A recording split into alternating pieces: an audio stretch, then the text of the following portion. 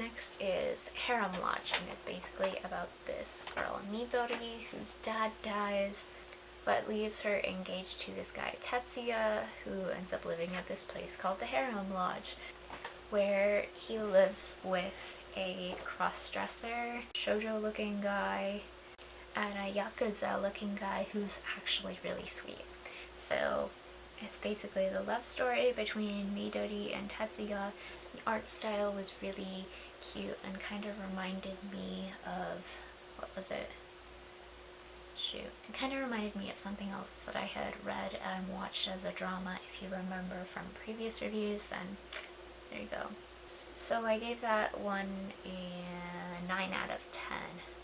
Next is Hardomatsu Bokura, which is about this girl Mitsuki who gets called out by a guy who's on the basketball team to get confessed to, but the guy isn't actually in love with her. He's in love with her co-worker Nana, who she ends up liking this guy Asakura later, and she had previously met this person Kamiyama who she thought was a girl, but basically taught her what she likes, what she values most, which is basically if you have friends, then that's what makes you strong, which I totally agree with.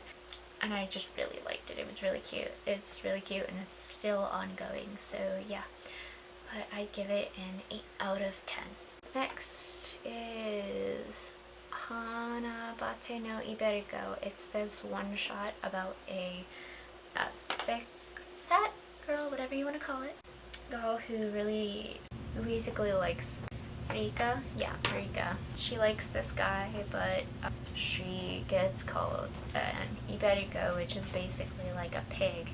And so she changes her entire personality and ends up meeting the guy that she liked, Hira, later again, and kind of passes by and gets caught staring at him, and so she goes, oh yeah, it's because you're my type, and he goes, well, you're my type too, and they end up going out. But yeah, just a really cute story. I love the art style. It was so great. I loved it so much.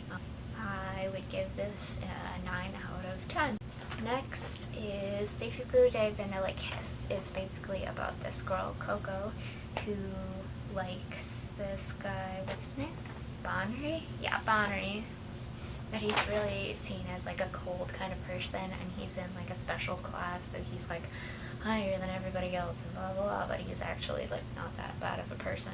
And yeah, they end up riding the same train. It's just their little love story, and they're really cute, and I like it, so 8 out of 10. Next is Naishoja Tarenayo, which is a one-shot. It's about this girl Mayuko, who's engaged to this guy Daiki. And another one about this girl Mitsu, who lives with this guy Karu, but Karu can't really sleep on his own. Like, he just can't sleep without like being in the same bed as her. But like, it's really cute and I love it so much. It was so great. I give it 8 out of 10. Okay, next is Santa Claus Panic. It's about this girl Yayuka who wants to spend Christmas with someone. She calls a number from this flyer that she picked up and finds out that actually she ends up calling this host guy to spend time with her, and it's just really cute and I loved it a lot just because it was very innocent but very different, very cute. I just like stuff like that. It's for hosts. I have a weakness. So I'd give it a 9 out of 10. Next is Koigokuro Senpukuchu, which is about all these love rumors that go around this school, and Rizuka kind of wants to not really solve them all, but basically get all of them done with a boyfriend eventually. But it was okay. I liked it. It was different, but not one of my favorites. 8 out of 10. Next is HanatoAkuma, which is about this demon named Vivi, who's like really high standing, but he ends up leaving the demon world and goes to Earth and adopts a human girl named Hana. and basically it's their love story and kind of all the stuff that happens between them.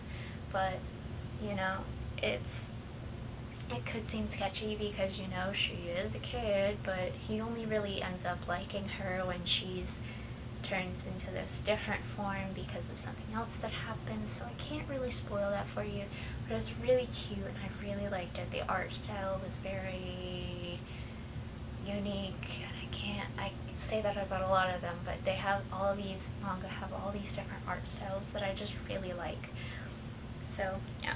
So next is a Sekigai game, which is about this girl Yamanaka who hears about this guy Mitsui who likes her but kind of doubts it. Well, Mitsui.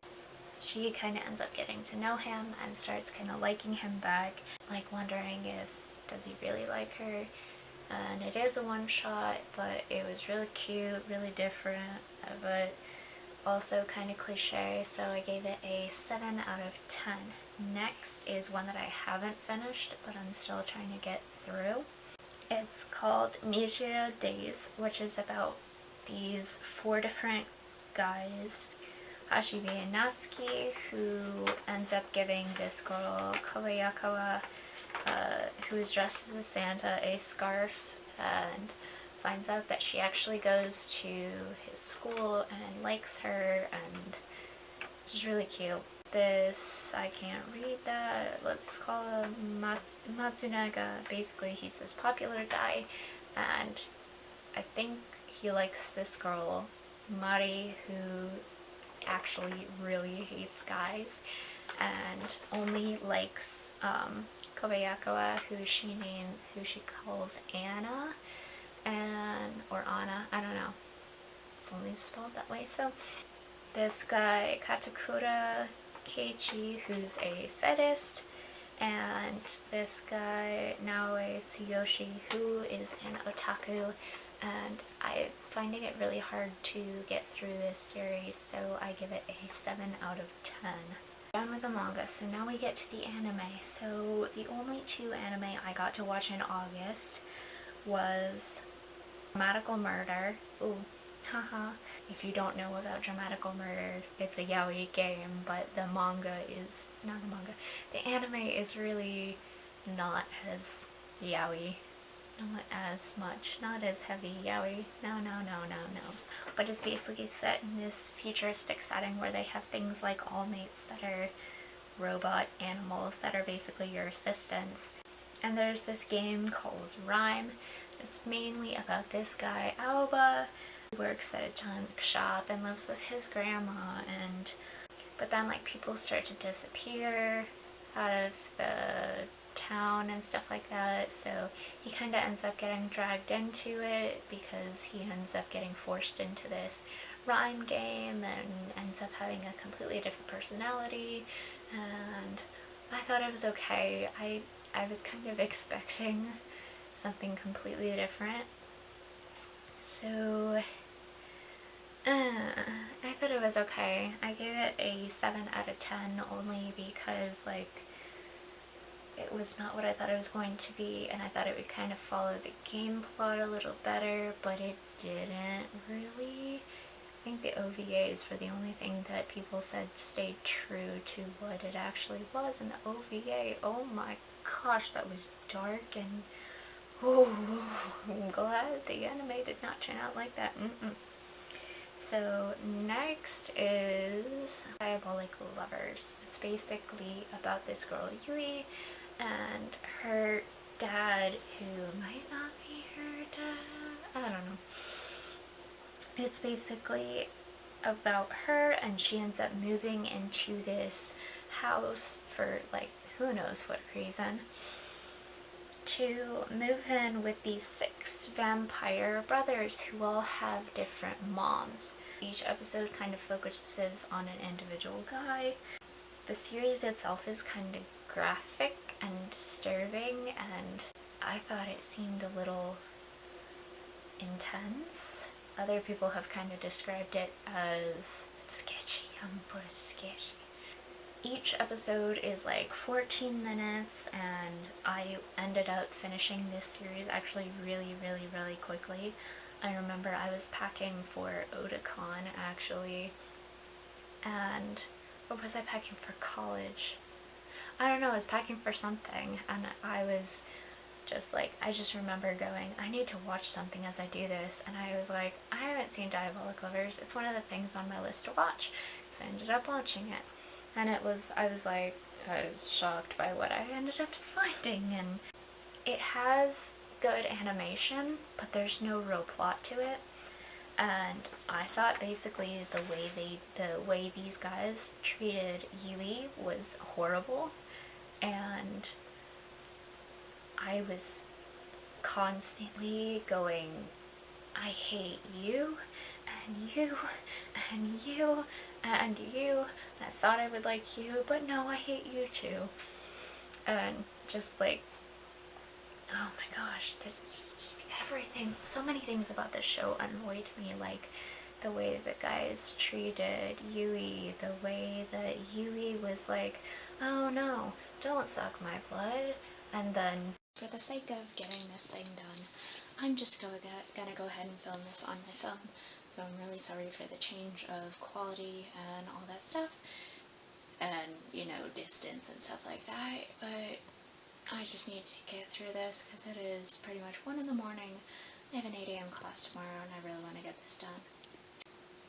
I just really didn't like the way the Diabolik Lovers kind of went, and there was no real plot to it, and I just really didn't like it. It was just horrible in my opinion, so I gave it a 6 out of 10.